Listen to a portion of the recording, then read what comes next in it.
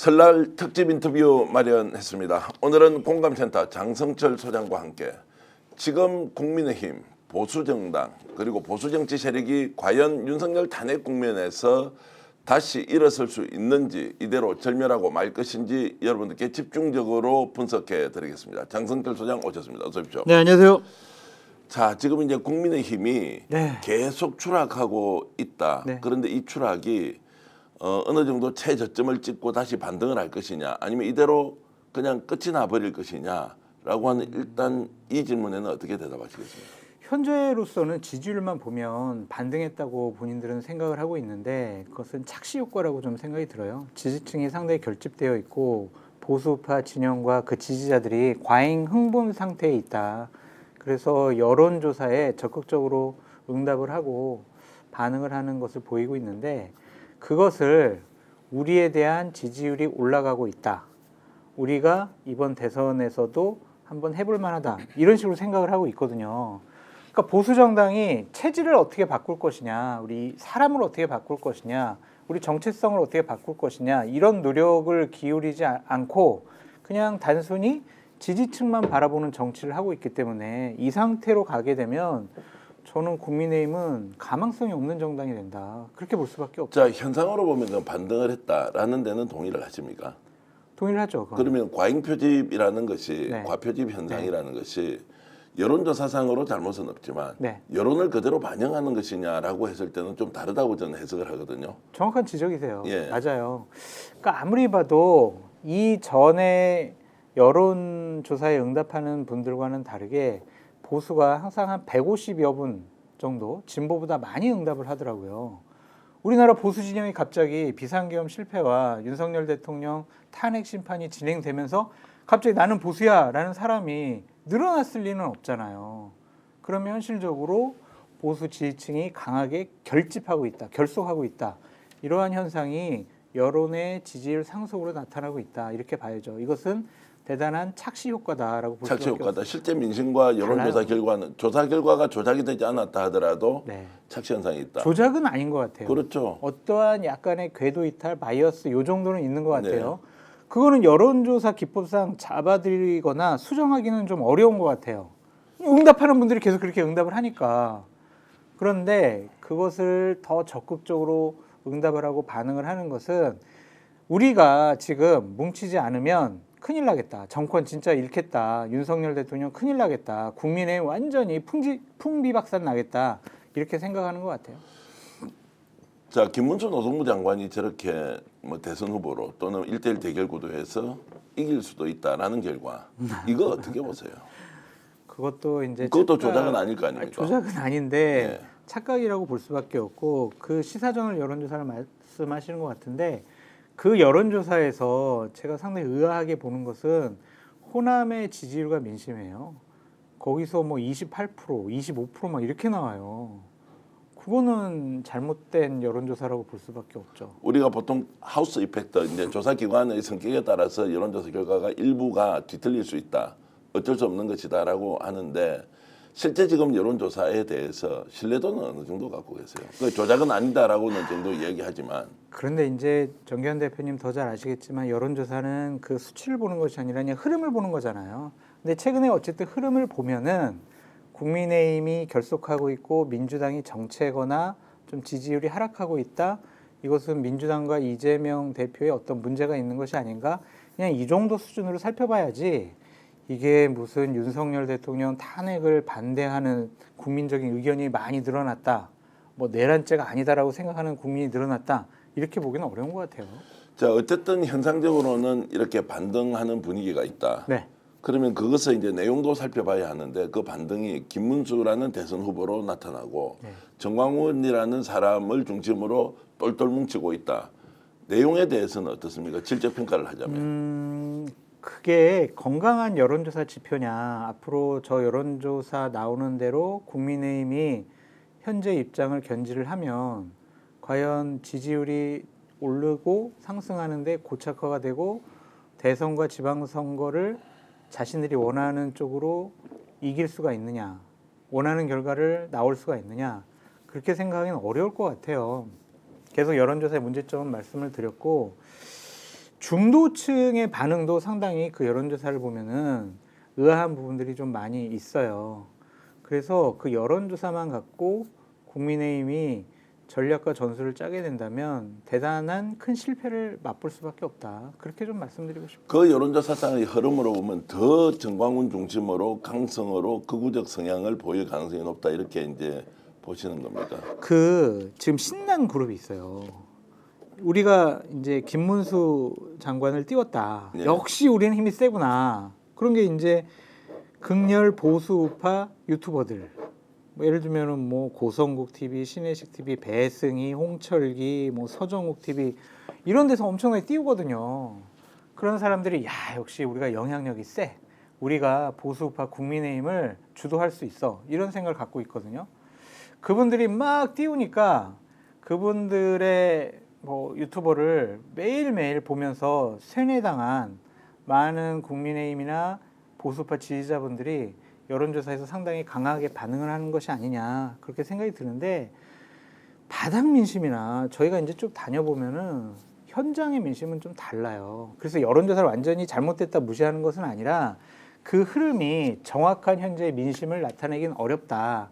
그래서 정광훈 목사의 아스팔트에 동원하는 그 사람들이 야 진짜 일반 국민들의 민심과 같아라고 생각하는 순간 국민의힘은 영남 자민련으로 쪼그라들고 수도권에서는 다음번 선거에서는 이길 수가 없다고 생각이 들어요. 그래서 민주당이나 조국혁신당을 지지하는 이제 야권 정치 고관여층은 차라리 잘 됐다. 뭐 대선은 뭐 다가올 것이고 김문수 1등하고 이런 방식으로 국힘에서 네. 계속 가버려라. 그러면 네. 대선은 보나 마나가 아니고 우리가 생각하는 것보다 훨씬 더 격차가 많이 날 것이니 여기에 대해서 괜히 시비 걸지 마라. 그냥 그대로 가도록 놔두라. 이런 이야기도 있습니다. 아니 저도 그런 얘기를 많이 들었고 다음번 여론조사에서 보면 진보 쪽에서 보수 후보를 선택을 하잖아요. 이렇게 지지 나타내잖아요. 그때 김문수, 홍준표 이분들이 가장 높게 나올 수도 있지 않을까. 네. 역선택도 일어나지 않을까. 좀 그런 생각이 드는데 하여간 이 여론조사의 함정에 빠지게 되면은 국민의힘은 살아날 가능성이 없다. 그렇게 보여집니다. 근데 현재로서는요. 여론조사가 뭐 지금 지지를 뒤집힌 것도 나오고 이재명 대표랑 국민의힘 후보들과 엎치락뒤치락 하는 거 나오는데 현재로서는 민주당은 이재명 대표가 대선 후보가 될 가능성이 99%고 대선을 치른다면 이재명 대표가 대통령이 될 가능성이 높죠. 네. 거의 뭐 저는 뭐 확정적이다 그렇게까지 표현을 하는데 일단은 국민의힘 쪽에서는 판을 바꾸기 위해서 상당히 많은 다른 노력도 할 것 같다 그런 생각이 좀 들어요. 자 이제 대선 결과가 이재명 이제 민주당 대표에게 뭐 압도적으로 유리하다라고 하는 것은 일단 좀 제쳐놓고 네. 보수 정치 세력이 이번에 윤석열 탄핵 과정에서 보여주는 현재의 모습은 원래 우리가 알고 있던 정당 또는 정치 세력과 전혀 다르다. 상식도 없고 또 법치도 그렇죠. 없고 그리고 이렇게 국민과 민심을 정말로 개무시할 수 있느냐. 네. 우리가 과거에 바라보지 못했던 이 모습으로 자 국민에게 지금 현재 느껴지고 있단 말이죠. 그런데 바뀔 것 같습니까? 아니면 안 바뀐다. 안 바뀔 것 같아요. 그럼 지금 권영세 비대위원장 그리고 권성동 원내대표 체제로 어쨌든 대선까지 가야 되는 거 가요. 아니에요. 네, 무조건 가게 돼 있어요. 그러면 이런 분위기를 계속 이어서 개혁이나 혁신이나 이런 것들은 아예 국민의힘에서는 기대할 수 없다. 안 할 것 같고 못 할 것 같아요. 왜냐하면은 아스팔트의 지지자들과 유튜브 상에서 여론을 좀 바꿀 수 있는 권성동 원내대표의 표현에 의하면 대안 언론이라고 얘기를 하잖아요. 그분들을. 깜짝 놀랐어요. 진보 유튜브는 막 욕을 하면서. 그러니까 그분들의 영향력을 현실적으로 무시할 수가 없다라는 생각이 들어요. 그런 상황에서 그 사람들의 주장과 다른 판단과 생각과 전략과 전술을 짜는 것은 기본적으로 불가능하다라는 좀 생각이 들고 이제 변화할 수 있는 거는 윤석열 대통령이 만약 탄핵이 인용이 돼서 현실적으로 대선을 2달 안에 치르게 된다면 그때는 약간 그 사람들뿐만이 아니라 중도 외연을 확장하기 위한 여러 가지 정책적인 발표, 메시지 발표, 인사 영입 이런 모습을 치르겠죠. 그래서 완전 결별은 불가능해요. 자, 이제 정광훈 목사, 극우 유튜버들, 당신들 뒤로 물러나. 당신들 있으면 우리가 중도층 외연 확장 안 되잖아. 대선에 불리해. 뒤로 물러나. 당신들하고 우리는 거리두기 절연. 옛날 이준석 대표 때처럼 그렇게 하는 건 불가능할 것 같고, 윤석열 대통령과 이 사람들과를 언급을 덜 할 것 같아요. 그러면서 자, 중도, 젊은 층, 개혁 이런 얘기를 좀 더 많이 함으로써 좀 국민들을 어찌 보면 속인다? 아니면은 우린 다른 정당이 됐어요라고 포장지를 바꾸는 모습을 보이지 않을까라는 생각이 들어요.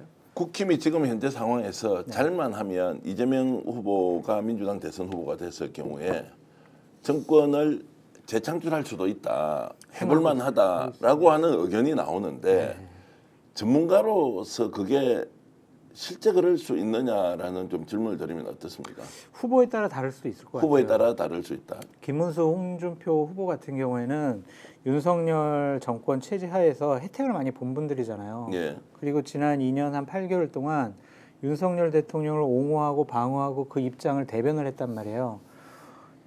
내란을 일으키고 탄핵을 당한 대통령을 옹호했다. 그 사람이 과연 합리적인 중도, 보수의 선택을 받을 수가 있을까? 좀 그런 생각이 들어서 외연 확장은 불가능하기 때문에 그분들이 나오게 되면 무난히 민주당이 이길 것 같다라는 좀 생각이 드는데 네. 윤석열 대통령 체제 하에서 좀 거리두기하고 핍박받은 분들이 있잖아요. 대표적으로 핍박받은 분이 유승민 의원이란 말이에요.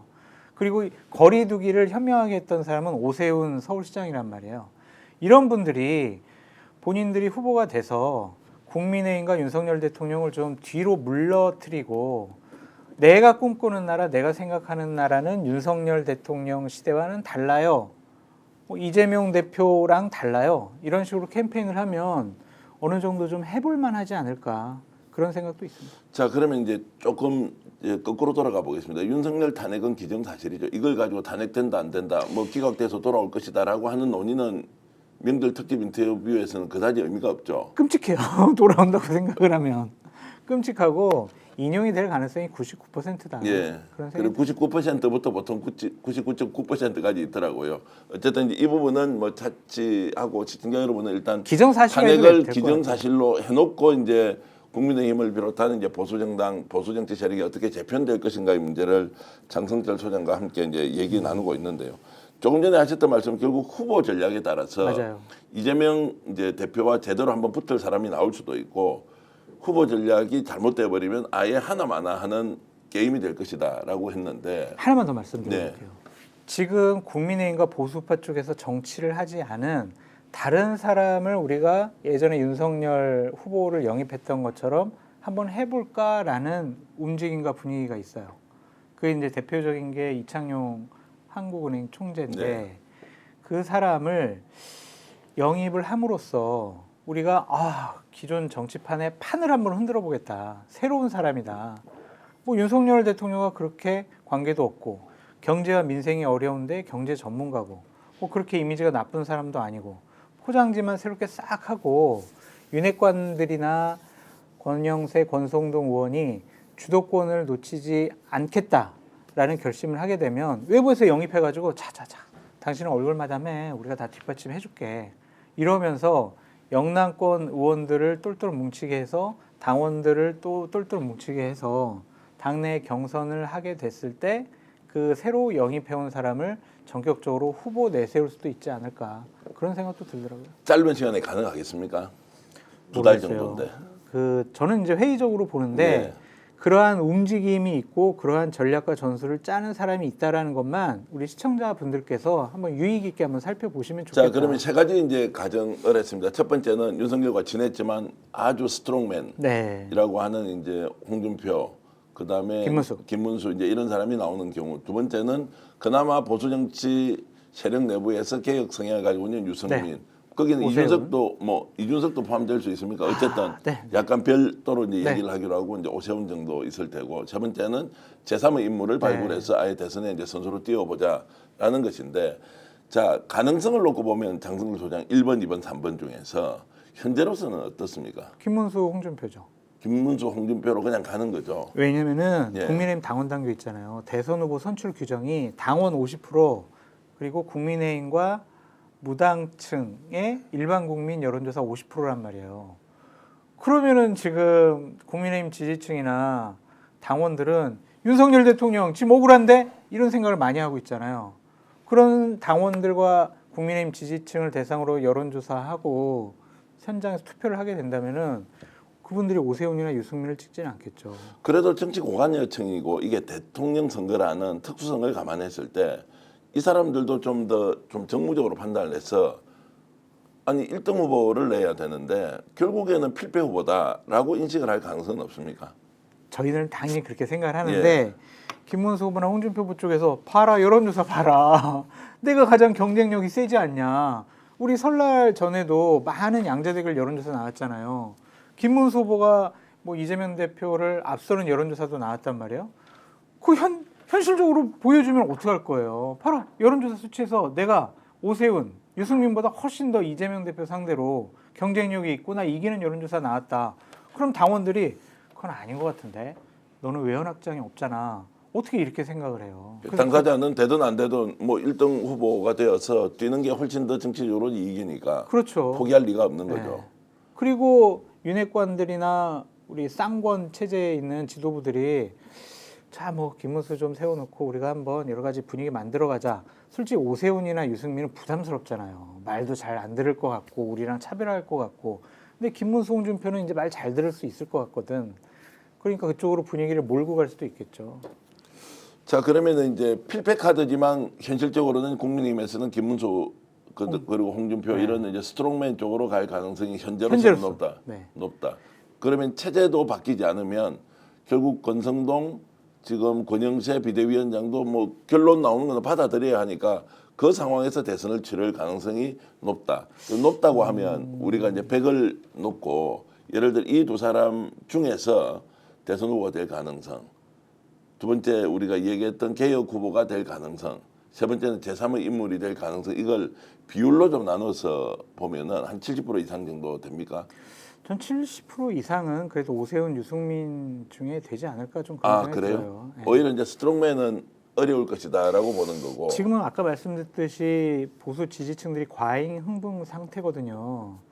근데 현실적으로 이제 설 지나고 좀 대통령이 탄핵당했다, 한다, 탄핵당할 가능성이 높다 이렇게 생각을 해서 냉정함을 되찾으면 생각을 해봐야 될 거 아니에요. 자, 김문수 장관. 과연 이재명 대표랑 TV 토론에서 제대로 된 정책 토론이 가능할까? 그냥 단순히 노동과 관련된 그런 토론만 하지 않을 거 아니에요. 정치, 경제, 외교, 사회, 문화, 뭐 군사 이런 전반적인 부분과 관련해서 토론해야 되는데 과연 김문수, 홍준표 후보가 TV 토론에서 맞상대가 될 수 있을까? 그러한 생각들도 있고요. 어쨌든 외연 확장이 부족하다라는 것은 우리 권영세, 권성동 대표도 다 알고 있어요. 그런데 현실적으로 지금 이렇게 여론조사 높게 나오니까 어쩔 수 없이 분위기 흘려가는 부분은 있는데 자신들도 바보가 아닌 이상 정밀하게 여론조사를 해보면 그래 이재명 대표에게 정권을 넘겨주는 것보다 나랑은 불편하고 내 말 안 들을 수도 있지만 오세훈이나 유승민 내세워서 정권을 재창출하는 게 훨씬 더 가능성이 높다라고 하면 그쪽으로 분위기 갈 수 있다고 보여집니다.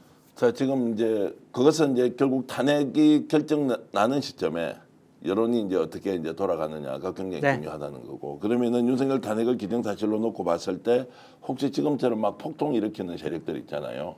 받아들이지 못하겠다, 인정 안 하겠다 이러면서 극단적인 집단 행동을 할 가능성은 있어요. 할 가능성이 있어요. 왜냐하면 그 사람들은 아직도 그냥 오세훈, 유승민 뭐 이런 사람들은 이재명 대표보다 더 나쁘다고 생각을 하고 있어요. 배신자라고 생각을 하고 있기 때문에 대단히 아주 거친 단어와 용어를 통해서 많은 분들을 선전선동할 것 같아요. 그러면 상당히 당 자체가 위험해질 수도 있다. 탄핵이 결정난 시점에 그런 극단적인 행동이 나온다라고 해서 이제 국힘은 이들을 어떻게 할 거냐. 네. 이해할 만하다. 법원이 잘못한 것도 있다. 헌법재판소도 잘못한 거 있다라는 지금과 같은 스탠스로 갈 거냐. 애매모호한 태도를 취할 것 같아요. 그냥 애매모호한 태도. 편들어주지도 않고 잘못됐다라고 하지도 않고 그냥 그냥 이런 의견도 있다. 하지만 이제 폭력적인 행위는 하면 안 된다. 이러한 얘기를 하겠죠. 파면이 결정되는 순간부터 60일 이내에 이제 대통령 선거를 치러야 되니까 그 사람들 신경 쓸 여가가 있습니까? 두 달이라는 기간 동안 대통령 선거를 해야 하는데 근데 그 결별을 하든지 아니면 아예 그냥 극단적인 정당으로 극우 정당화해서 아까 말씀하셨던 뭐 특정 지역의 아예 자민련 같은 것이 되어버리겠다라고 하든지. 그 사람들의 용도가요. 네. 대선 국면이 들어가면 포지션이 바뀌어요. 지금은 이제 수비 포지션인데 네. 그때 되면 이제 공격수로서의 포인트를 잡는 거죠. 민주당과 이재명 대표 공격하는데 당신들 좀 역할 좀 해줘. 이렇게 뒤에서 떠밀을 가능성이 높아요. 네. 그러면서 대선은 우리 당이 치르겠다라고 생각할 것 같은데 하나 눈여겨보셔야 될 대목은 있어요. 당원 당규를 개정할 움직임이 있을까? 2021년 서울시장 재보궐선거 때 오세훈 후보랑 안철수 후보가 단일화를 했잖아요. 그때 단일화 조건이 뭐였냐면 일반 국민 100% 여론조사였어요. 그러니까 김문수, 홍준표 현재 당원 당규대로 여론조사를 하게 되면 이 사람들이 될 가능성이 많다. 후보가 된다. 근데 과연 우리가 이 사람들을 갖고 캠페인을 해서 대선 승리를 할 수 있을까? 아닌 것 같아. 가능성이 좀 낮은 것 같아. 이렇게 하면은 당원 당규 개정안 목소리가 나올 수밖에 없을 것 같아요. 자, 그거는 이제 대선 후보 전략과 관련해서 당원 당규가 이기는 선거가 가능하도록 한번 바꿔보겠다라는 이제 계획은 있을 수 있다는 거고. 윤석열 파면이 결정되면 국힘은 그대로 받아들이겠죠. 이걸 애걸복걸하면서 나 못 받아들여. 60일 뒤에 대선인데, 자 이거 인정 못해. 자 바깥에 있는 예를 들어서 집단적인 폭동 세력과 손잡고 나설 가능성은 없겠죠. 가능성은 없는데 그냥 존중은 하되 인정은 못할 것 같아요. 그런 빌드업을 지금 하고 있잖아요. 예. 그러니까 뭐 한 재판관은 뭐 이재명 대표랑 뭐 사시 동기하고 뭐 친하다고 하기도 하고 뭐 그렇게 하면서 뭐 이재명 대표에게 유리한 민주당에게 유리한 판단 내릴 거 아니야? 막 이런 식으로 막 몰고 가버리잖아요. 그게 이제 빌드업이라고 봐요. 탄핵 심판이 뭐 진정성이라든지 정당성이라든지 아니면은 일반적이지 않다. 나중에 공격을 하기 위한 하나의 빌드업을 지금 해가고 있거든요. 근데 그게 대선에는 어떻게 영향을 미칠까요? 그게 플러스 요인이 될까요? 안 되죠. 어떻게 그러니까요. 보수가 법을 인정하지 않고 사법 시스템을 존중하지 않는 보수가 어디 있어요. 그러면은 대선에서 어느 정도 경쟁을 해보려고 하면 윤석열 파면은 있는 그대로 받아들이고 대선 국면으로 전환해야 하는데 이것도 매듭을 제대로 짓지 못할 가능성이 있다. 받아들이긴 할 텐데 예를 들면은 정광훈 목사나 극우 유튜버들은 이거는 잘못했다라고 뭐 계속 외칠 거 아니에요. 그 사람들 흥분해 있는데 야야 그래도 우리가 헌재 판결 받아들이자 이렇게 얘기 못 한다니까요. 그래서 그냥 애매모호한 태도를 취하고 자 이제는 대선을 치러야 되겠습니다라고 방향을 바꿀 수는 있겠죠. 자 후보 문제로 다시 가보겠습니다. 그러면 아까 김문수 그리고 홍준표로는 필패카드라고 우리가 이제 가정하면 현실적으로 경쟁력 있는 후보는 오세훈 그리고 유승민 전 의원이 의외로 빨리 대선 출마 선언을 했어요. 자 일단 오세훈 먼저 이야기를 좀 해보겠습니다. 자 명태균 게이트 여전히 관련이 있고 정치자금법 문제가 필연적으로 나올 텐데 오세훈은 스스로 갖고 있는 이 약점들을 극복할 수는 있을까요? 제가 사실은 얼마 전에 만났거든요. 꼬치꼬치 캐물었습니다. 꼬치꼬치 캐물었는데 올 최초로 명절인데 공개를 좀 해주시죠. 명태균 게이트 어떻게 된 거냐. 이거 가지고 우리는 많은 사람들이 걱정도 하고 이거는 당신이 앞으로 정치하는데 큰 문제가 될 수 있다. 법적으로도 처벌받을 수 있다. 이렇게 생각을 하는데 진짜 실체가 뭐냐? 실질적으로 뭐냐? 그렇게 얘기를 했더니 문제 없다 그러더라고요. 그러니까 돈 문제 주고받은 거는 그 후원 회장 격인 공식적인 후원 회장도 아니래요. 김한정 회장. 그 사람이 원래 그렇게 주위의 사람들 좋게 챙기려고 했고 나를 위해서 돈 준 게 아니라 명태균 씨가 보니까 김건희랑도 친하네. 윤석열이랑도 잘 통하네. 그래 가지고 나보다는 본인이 그냥 좀 명태균 씨한테 잘 보이려고 하는 면이 있었고 자기네들은 여론조사를 받은 적이 없대요. 정말 받은 적이 없대. 여론조사 하라고 한 적도 없고 받은 적도 없고 직접적으로 돈이 주고받은 관계도 아무것도 없다. 그런데 그 전에 그냥 일반적인 안부는 주고 받은 적이 있을 수 있다. 그거는 기억이 안 난대요. 몇 년 전 일이니까. 근데 명태 씨, 아예 고맙습니다. 예, 많이 도와주세요. 뭐 이 정도. 전화 통화도 뭐 여러 번 하고. 뭐 했을 수 예, 있겠죠. 예. 그런 것들 부인하지는 않더라고요. 예, 예. 근데 그게 명태균 씨한테 의존해가지고 금전 관계가 있고 여론조사를 맡기고 이런 건 절대로 아니기 때문에 걱정 안 해도 된다. 네. 이렇게 얘기를 하더라고요. 자, 그런 것이 이제 입증이 되었다 또는 이제 좀 대중들을 설득했다고 하면은 오세훈 후보가 그러면 대선 후보가 될 가능성이 좀 높다고 보십니까? 왜냐하면은 윤석열 대통령과 그렇게 썩 긴밀하게 윤석열 정권 기간 동안 뭔가를 한 적이 없어요. 네. 그리고 오세훈 시장의 저는 강점이라고 보는 게 대단히 좀 안정적이다. 재미는 없는 분이거든요. 막 누구를 자극하고 선동하고 막 분위기 끌어올리고 그런 분은 아니에요. 되게 차분하고 냉정한 분이라서 현재 대단히 위험스럽고 시끄러운 분위기 하에서는 그 안정화 리더십이 상당히 좀 각광받을 수가 있다라는 것. 서울시정 특별히 못하지 않았습니다. 오히려 잘 관리했고 여러 가지 성과가 있더라고요. 그런 것들을 보면 예전에 개혁파 국회의원으로서 정치도 알고 행정도 알고 뭐 그렇게 리더십이 모나고 튀는 그런 것이 아니고 그때 현재 상황에서는 오히려 그러한 리더십과 그러한 성격이 국민들에게 인정받을 수 있겠다 그런 생각이 들어요. 자, 그러면 좀 이따가 다시 이제 질문을 제가 더 붙이기로 하고 일단 유승민 의원은 네. 어떨 것 같아요? 지금 이제 출마 선언을 했습니다. 그 유승민 의원도 얼마 전에 만났어요. 예, 예. 만났습니까? 답답하시더라고요. 내가 지금 연락이 먼저 왔죠, 유승민 의원 쪽에서. 뭐 같은 뭐 비슷한 예, 예. 식의 그냥 잘 지내시죠 뭐 예, 이렇게 예. 하다가 했는데 답답해하시는 게 뭐냐면 현재 상황에서 내가 국민의힘 당원 당규상 국민의힘 후보가 될 가능성은 없는 것 같다. 그런데 나는 이번에 마지막이라고 생각을 한다. 그리고 정말 대한민국과 보수우파를 제대로 바꿔보고 정상적인 나라로 되돌리고 싶다. 근데 현실적으로 국민적인 지지도가 그렇게 높은 것도 아니고 당내의 세력도 따르는 의원도 없는 상황이잖아요. 이런 상황에서 내가 무엇을 어떻게 할 수 있을까 고민을 하시더라고요. 그래서 제가 이제 그렇게 얘기했죠. 좀 정상적이고 옳은 말을 하셨으면 좋겠다. 그런 메시지를 내셨으면 좋겠다. 그래서 단 한 줄, 단 한 단어라도 국민들이 유승민 전 의원이 이런 얘기했구나. 맞아, 이게 맞네. 이러한 생각을 할 수 있는 사람들이 많아지도록 그냥 적극적으로 언론 활동도 하시고 메시지 내셨으면 좋겠다. 그렇게 말씀드렸습니다. 근데 지금까지 미스터 쓴소리처럼 네. 유승민 의원은 뭐 틀린 말을 한 적은 없는 것 같은데요. 네. 뭐 호감도가 있든 없든. 네. 그런데 아까 좀 말씀하신 거는 좀 말씀을 하여튼 좀 가려서 하면 좋겠다. 이제 이런 아니 의미는 그게 보통- 아니라 예. 이제 평가의 부분은 이제 그만하셔도 될 것 같다. 예. 윤석열 정권, 윤석열, 국민의힘 이 평가는 나중에 하고 나는 내가 대통령이 되면 내가 지도자가 되면 어떤 나라를 만들겠다. 정치, 경제, 사회, 문화, 외교, 국방 이 부분에 있어서 내가 꿈꾸는 나라는 이런 거다라고 네. 국민한테 한번 집권 플랜을 하나씩 좀 말씀해 주시는 것이 어떨까? 정치인 유승민의 자기 미래에 대한 청사진을 국민들한테 이제 적극적으로 보여주면 좋겠다라고 이제 조언했다는 것이고요. 그게 대한민국의 미래죠. 예. 네, 대한민국. 자, 그게 지금 현재 국민의힘 또는 보수정당 보수정책 세력 내부에서는 좀 먹히긴 할 것 같습니까? 안 먹힐 것 같아요. 안 먹힌다.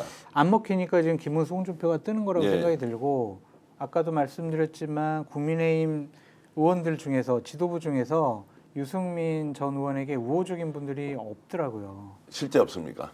없어요. 뭐 유이동 의원이나 뭐 이런 분들 계셨잖아요. 그러니까 국회의원 중에 예. 지도부에서 예. 없더라고요. 예. 그러니까 그것은 대단한 핸디캡이다라고 볼 수밖에 없고 그것은 여론전을 통해서 풀어 나가야 된다라고 말씀을 드렸고 또 하나는 이렇게 말씀드렸어요. 우리가 비상계엄 뭐 누가 할 줄 알았냐. 앞으로 넉 달 동안 대단히 생각하지도 못한 큰 획기적인 우리나라 정치판을 바꿀 수 있는 그런 또 변수가 나타날 수가 있다. 그때 기회를 잘 잡으셔도 좋을 것 같다라는 생각이 들었고 상상을 해보면 어떤 겁니까? 그런 모르겠어요. 상상 못할 만한 일, 상식을 훨씬 뛰어넘는 일이 벌어질 수도 있다. 네. 그거는 인간의 상상의 영역은 안 되는 것 같아요. 네. 정말 뭔 일이 벌지 어떻게 알아요? 정치적 천재지변이 일어날 수 네. 있다는 이제 상황. 그리고 하여튼 유승민 대표가 이번에는 마지막으로 생각해서 의지가 되게 강하시기 때문에 적극적으로 활동하는 것을 좀 한번 갔으면 좋겠다. 그런 자, 생각. 그래서 이제 질문 드리는 게 오세훈이 그나마 이제 좀 중도적 성향 보수정당 내에서 그리고 유승민과 손을 잡을 가능성. 자, 두 사람의 관계는 또 어떤지. 실제로 새로운 보수 재편을 위해서 이번 대선은 포기하더라도 보수 정당은 제대로 만들어야 한다는 쪽으로 혹시 협업할 가능성은 없는지. 그 점이 좋은 포인트세요. 그때 유승민 의원님을 만났을 때 워낙 출마 의지가 강해가지고 제가 그런 얘기를 못했는데 꼭 이제 뭐 대통령이 돼야 된다라기보다 예를 들면 오세훈 시장 같은 사람이 대선 후보가 되면은 오세훈과 함께하는 그런 공동 정권 형태로 한번 생각을 해보시는 것이 어떠냐. 좀 그런 말씀도 드리고 싶더라고요. 네. 누구보다 국무총리 잘하실 분 같아요. 그리고 네. 누구보다 기획재정부, 경제부총리 잘하실 분 같아요. 유승민 의원은. 그런데 현실적으로 내가 대통령 되기 어렵다라 그러면 본인이 가진 그 전문성과 개혁성을 대선 후보에게 힘을 실어줌으로써 그 보수 정권이 만약에 국민의 선택을 받게 된다면 함께 이 나라를 이끌어가는 그런 동반자의 역할을 하시는 것도 어떨까 좀 그런 생각도 들더라고요. 그래서 그 자리에서는 말씀을 못 드렸지만 오늘 스픽스를 통해서 한번 제안을 해봐. 아마 이 방송은 뭐 주변에 계시는 이제 측근들은 보고 계실 테니까요. 제가 이제 유승민 의원의 정체성 또는 원래 이제 캐릭터로 봤을 때 본인이 대장을 하지 않고 남이 있는 데서 직접 나서서 도울 수 있는 또 정치인의 유형이냐 이런 질문을 드립니다. 유연성이 상당히 많이 죄송해요. 예. 유연성을 되게 많이 이렇게 받아들이시던데요. 아. 되게 유연해지셨어요. 원래 그렇지 않았는데 바뀌고 있다는 겁니까? 되게 까칠하신 분이죠. 예, 예. 고집 세시고 신념 강하신 분인데 대단히 유연하게 너그러지셨더라고요. 네. 그것이 이제 내가 이번이 마지막이야라고 생각해서 그런지 모르겠지만, 저러한 열린 마음을 갖게 된다면 무슨 역할이든 하실 수가 있겠다. 좀 그런 생각이 현재 상황 들더라고요. 모든 것을 내려놓고 보수 재건을 위해서 한번 뛸 수 있다 이런 마음을 보였다는 거죠. 그런 생각 갖고 계시는 것 같아요. 실제 레이스에 들어가면 이제 어느 정도 될지는 제가 잘 모르겠는데 두 분 다 잘 아시잖아요. 오세훈 시장이나 이제 유승민 전 뭐 원내대표 같은 거 잘 아시는데 이 두 사람이 실제로 그 화학적으로 결합이 가능한 유형은 맞습니까? 가능할 것 같아요. 아, 왜냐하면 오세훈 시장도 대단히 본인 사명감을 좀 갖고 계시더라고요. 네. 내가 서울시장과 국민의힘에서 정치를 했던 사람으로서 보수나 국민의힘이 이렇게 망가지고 국민에게 버림받게 되는 이러한 현상을 내가 한번 나서서 정리도 해보고 그분들 보시기에는 정말 국민의힘 지금 완전 개판이죠. 네. 완전 이건 진흙탕이고 말도 안 되는 당이 돼버렸어요. 그런 것에 대한 좀 한탄도 갖고 계시더라고요. 그래서 나 혼자뿐만이 아니라 나와 같이 국민을 바꿀 수 있고 국민의 사랑을 받을 수 있다면 누구와도 함께하겠다. 그런 생각을 갖고 계시더라고요. 두 분 다. 자, 이준석 의원은 이번 대선 국면에서 자 출마 선언을 하진 않았지만 어쨌든 출마를 하겠다고 밝힌 바가 있고 뭐 지금 사무실도 거의 마련했더라고요. 예.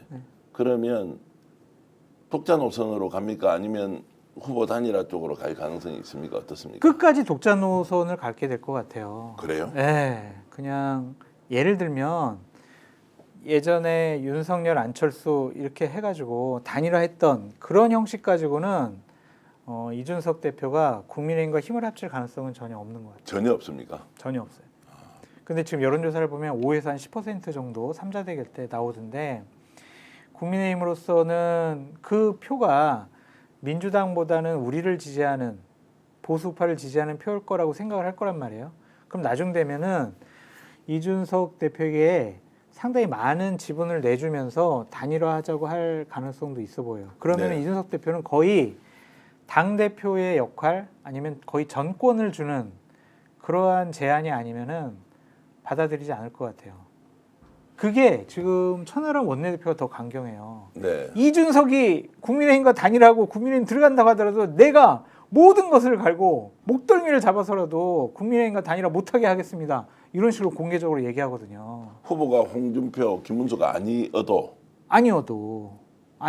네. 그러니까 뭐 오세훈, 유승민이 되더라도 본인들이 이렇게 흡수 통합되는 그냥 원오브 댐으로 하는 그러한 단일화는 안 할 것 같아요. 적어도 50대 50에 정당한 지분을 줘야 된다. 그러니까 이거는 저의 생각과 네, 추측이에요.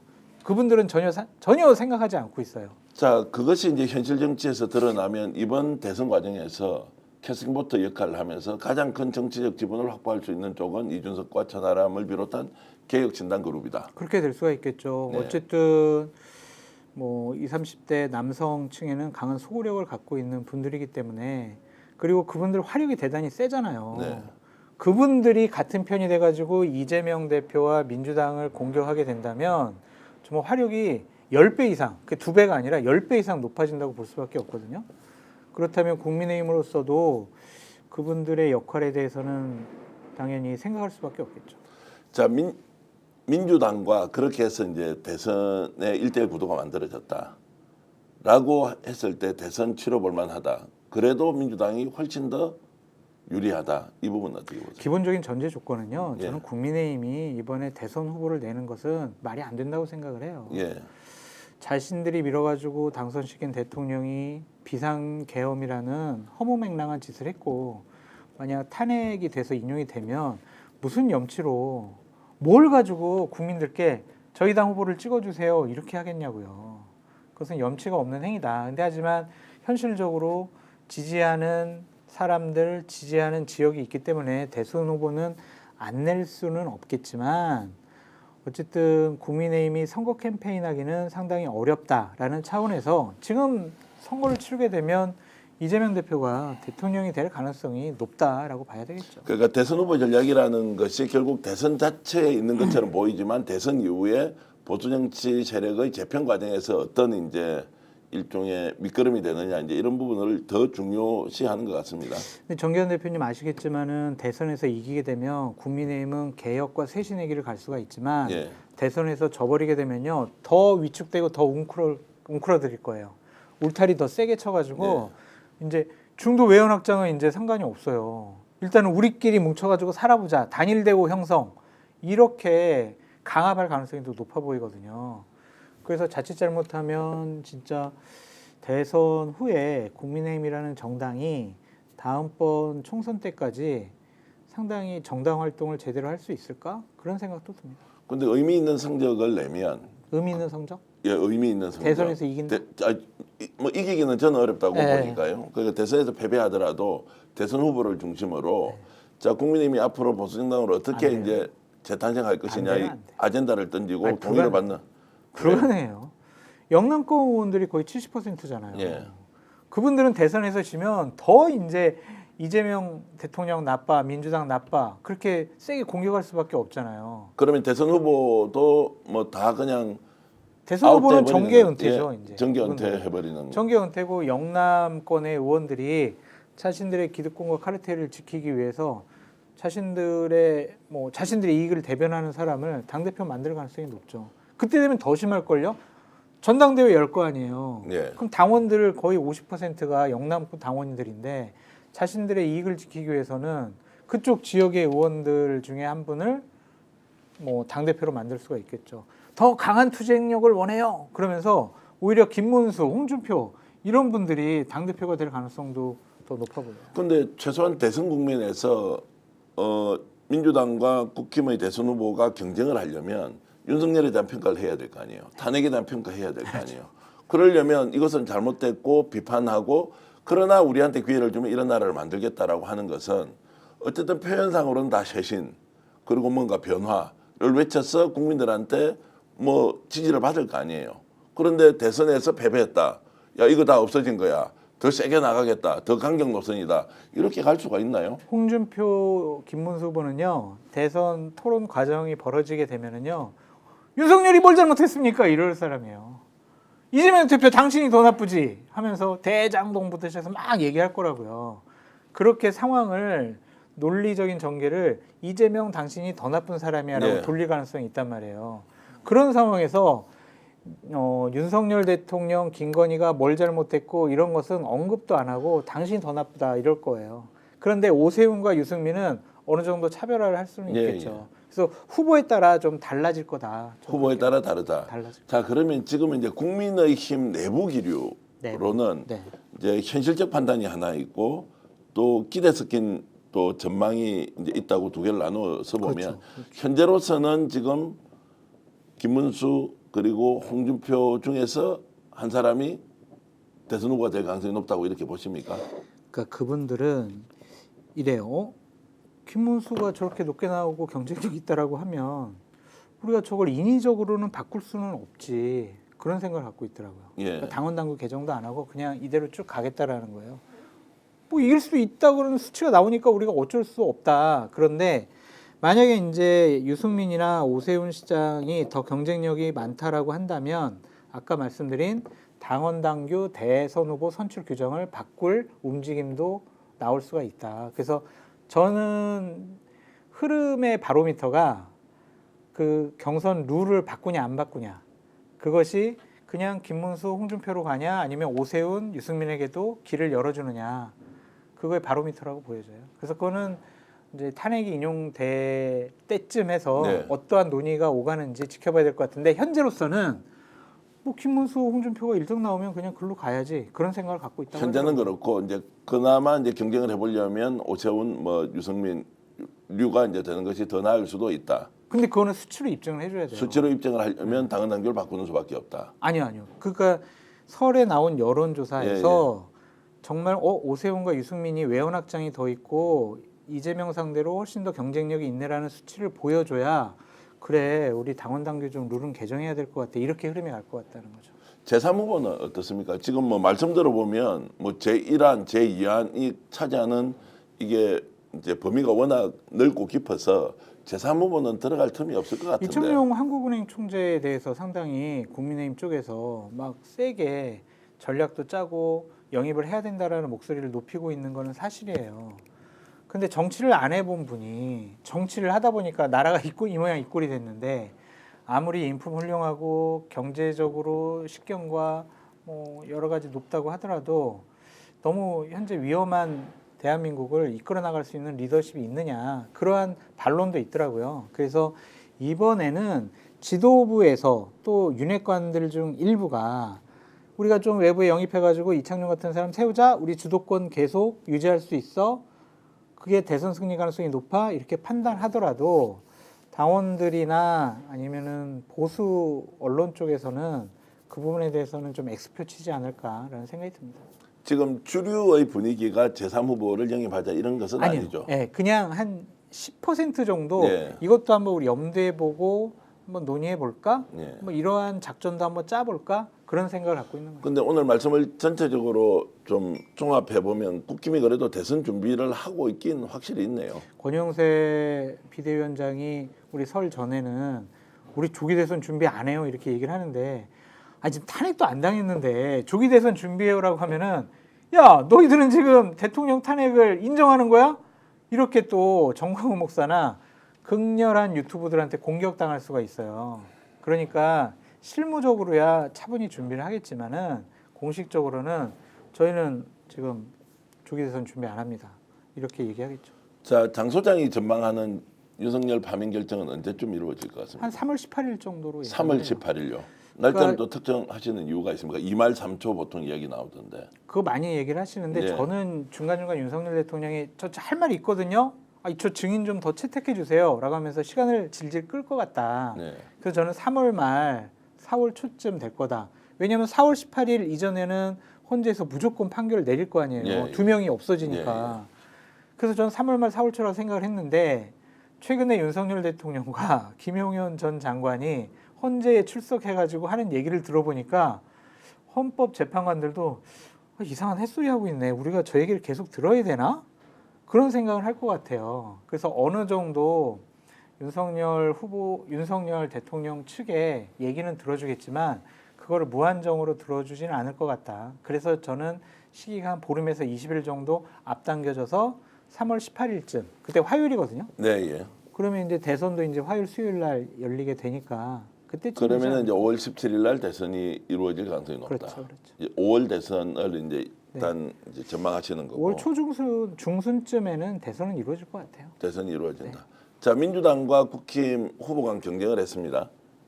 자, 이기고 지고에 대한 확률을 한번 이렇게 전망해 보시면 어때요?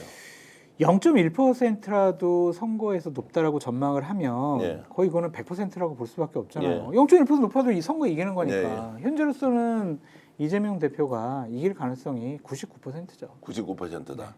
그래서 제가 이제 지금 현재 여론조사가 나오는 윤석열 지지율이 50%다, 40% 넘었다, 국힘 지지율이 높았다라고 하는 것이 자 선약이 될 거냐, 아니면 달콤한 독이 될 것이냐, 대선 국면에서. 왜냐하면 우리가 정치 평론을 이제 뭐 십몇 년 하고 있지 않습니까? 5월 대선이 기정사실인데 지금 이게 붕 떠 있는 이 상태가 과연 국힘이나 보수 정치 세력에게 좋은 것이냐 아니냐라는 부분에 대한 질문을 드리면 어떻습니까? 병이 깊어지고 있어요. 병이 깊어지고 있다. 지금 저 여론조사는 마약성 진통제예요. 예, 병은 계속 안에서 깊어지고 있는데 진통제 맞으니까 통증이 안 느껴지잖아요. 그러면은 착각할 수 있죠. 우리 병이 다 나았나 보다. 다시 나는 건강해졌나 보다. 이렇게 생각하는 거잖아요. 국민의힘이 국민의 눈높이에 맞는 합리적이고 상식적인 판단과 개혁과 쇄신을 통해서 당을 국민의 사랑받는 당으로 바꾸겠다라는 어떠한 플랜도 발표한 적이 없어요. 비합리적이고 비상식적인 얘기들만 계속 했단 말이에요. 근데 지지율이 높아졌다는 것은 보수 지지층들이 강력하게 응집을 해서 지지하는 목소리를 더 높이고 있다고 볼 수밖에 없거든요. 그러면은 뭐예요? 중도층은 뭐야, 쟤네들 이상한 집단이네. 뭐야, 쟤네들 또 나라 맡으면은 나라 더 이상하게 되겠네. 그렇게 생각할 수밖에 없잖아요. 그래서 저는 이거는 독약과 같은 거다, 그런 생각이 드네요.